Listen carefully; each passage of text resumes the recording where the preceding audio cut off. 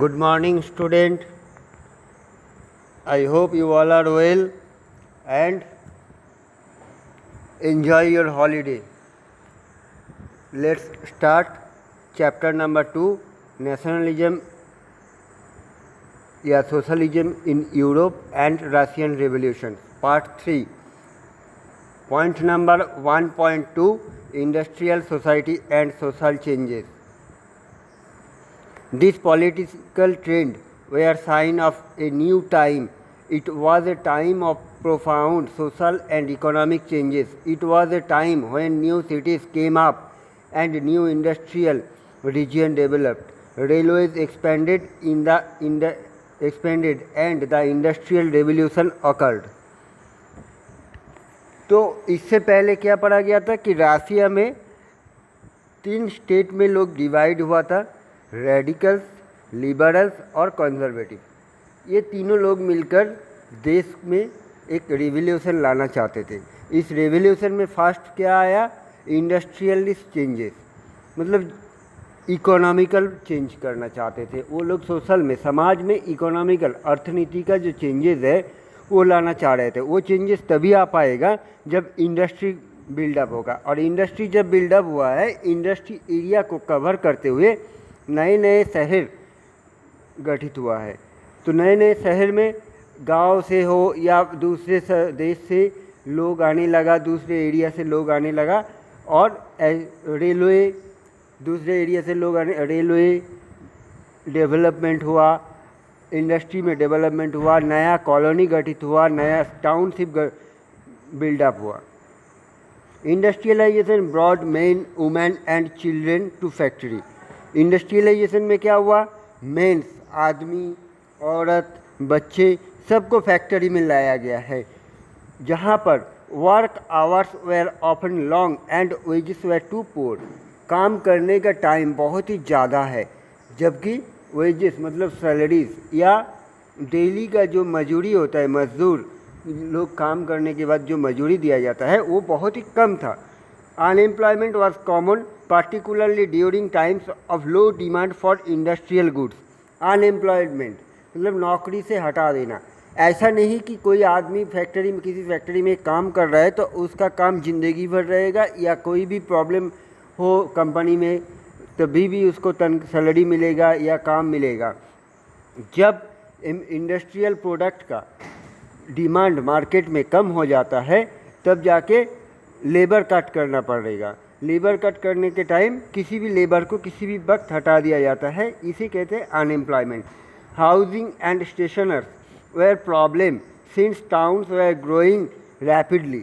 जैसे कि industry area को बेस करते हुए टाउनशिप बढ़ रहा है, शहर के ज़्यादा शहर बढ़ रहा है, लेकिन वहाँ पर लेबर लोगों को रहने के लिए जो कमरा और जो सैनिटाइजेशन मतलब बाथरूम्स वगैरह, ये सब जो ज़रूरी चीज़ें होते हैं ये कम होने लगी।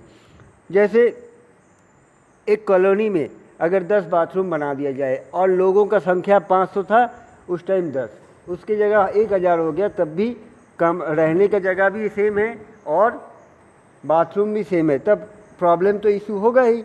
ऐसे ही करते हुए लोगों को रहना पड़ रहा था। Liberals and radicals search for solutions of this issue. तो इस टाइम लिबरल्स और रेडिकल्स जो दो पॉलिटिकल फाउंडर थे, ये लोगों ने क्या किया, ये जो इशू था, ये जो प्रॉब्लम था लेबर को का, इसको लेकर काम करना शुरू किया था। Almost all industries were the property of individual. जबकि सारे इंडस्ट्री, जितना भी इंडस्ट्री फैक्ट्री हुआ करता था, सभी किसी इंडिविजुअल व्यक्ति का प्रॉपर्टी था। मतलब फैक्ट्री कोई एक व्यक्ति मालिक होगा उस फैक्ट्री का, उसमें सरकार भी नहीं होगा, उसमें कम 8-10 पीपल मिलकर भी मालिक नहीं होगा। Liberals and radicals themselves were often property owner and employers. तो जिसमें से ये जो लिबरल और रेडिकल दो टाइप के लोग थे, इन लोगों में से ही प्रॉपर्टी ओनर मतलब फैक्ट्री के ओनर भी थे, और उसके साथ साथ वहाँ पर काम करने वाले लोगों में से भी ये लोग थे।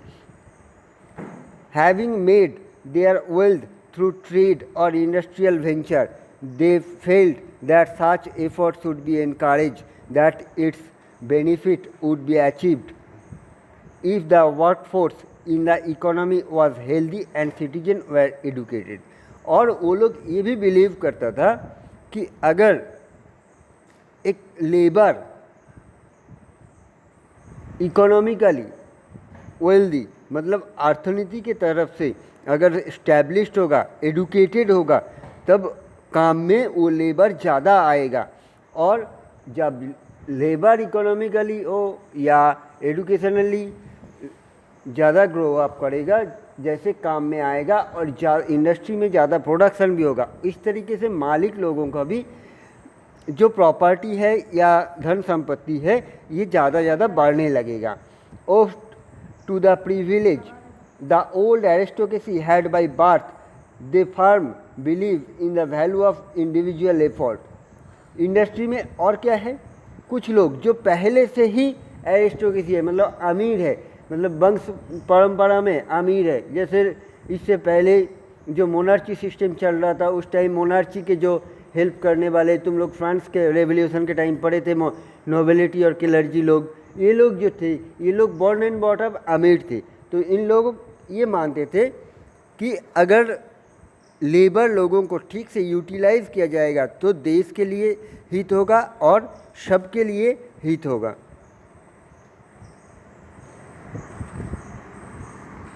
If freedom of individual was ensured, if the poor could labor and those with capital could operate without resistance, they believed that society would develop. वो लोग और भी बिलीव करता था क्या कि अगर किसी भी गरीब लेबर को फ्रीडम दे दिया जाएगा, काम करने का आज़ादी दे दिया जाएगा, तो वो लोग और भी ज़्यादा अपने आप को डेवलप कर पाएगा। और लेबर जब फ्रीली काम कर पाएगा तो इकोनॉमिकल कंडीशन उन लोगों का भी बेहतर होने लगेगा। जबकि वो एक तरह से अगर हम लोग देखेंगे तो वो सोशल समाज के ऊपर भी, सोसाइटी के ऊपर भी डेवलपमेंट का धीरे धीरे ग्रो अप करेगा। Many working main and women who wanted changes in the world rallied around liberal radical groups and parties in the early 19th century।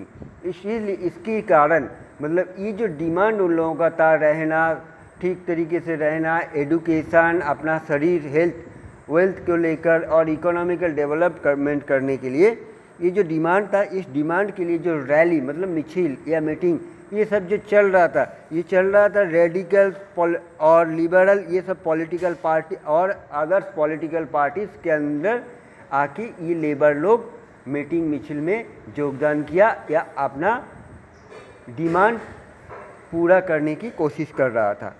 Some nationalist liberal and radicals wanted to revolution to put an end to the king of government established in Europe in 1815।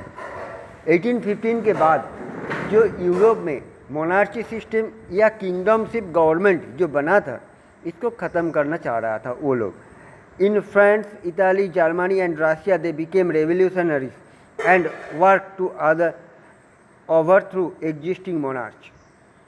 ऐसे ही पूरे Europe में France, Italy, Germany, Russia चारों तरफ एक revolution का वातावरण तैयार हुआ। इस रेवोल्यूशन के वातावरण में क्या हुआ, मोनार्ची सिस्टम या मोनार्ची सिस्टम से जो बना हुआ गवर्नमेंट, इस सिस्टम को वो लोग हटाना चाह रहे थे और छोटा छोटा नेशन बनाना चाहते थे। नेशन मतलब देश। Nationalist talked of revolution that would create nation. तो वो लोग जो नेशनलिस्ट थे मतलब जो लोग आंदोलनकारी थे वो लोग बातचीत करते हुए एक एक देश, छोटा छोटा देश गठित करना चाहते थे। Where all citizen would have equal right, जहाँ पर सारे लोगों को समान अधिकार मिलेगा। आफ्टर 1815 1815 के बाद 1815 के बाद Joseph Mazzini and Italian nationalist conspired with others to achieve this in Italy। 1815 के बाद जोसेफ मेजिन नाम का एक सोशलिस्ट या नेशनलिस्ट उन्होंने क्या किया, कॉन्स्पिरेसी किया, षड्यंत्र रचा, दूसरे लोगों के साथ, दूसरे नेशनलिस्ट लोग या दूसरे लेबर लोगों के साथ षड्यंत्र रच के इटली में जो मोनार्ची सिस्टम या मोनार्ची गवर्नमेंट पॉलिसी था उसको ख़त्म किया और इटली को एक नेशन के दर्जा दिया जहाँ पर all common people have equal rights throughout the justice policy. Nationalist elsewhere including India read with written. ऐसे ही जितने नेशनलिस्ट लोग थे इन लोगों का जो भी प्लान प्रोग्राम्स इवन इंडिया का भी ये सब वो लोग पढ़ना शुरू किया। इवन उन लोगों के जो इन्फ्लुएंस था उसमें उन लोगों का ज्ञान को लेकर वो लोग आगे बढ़ना शुरू किया। तो that's it for today. Next topic next video. Okay, topic number 1.3। Okay, goodbye student.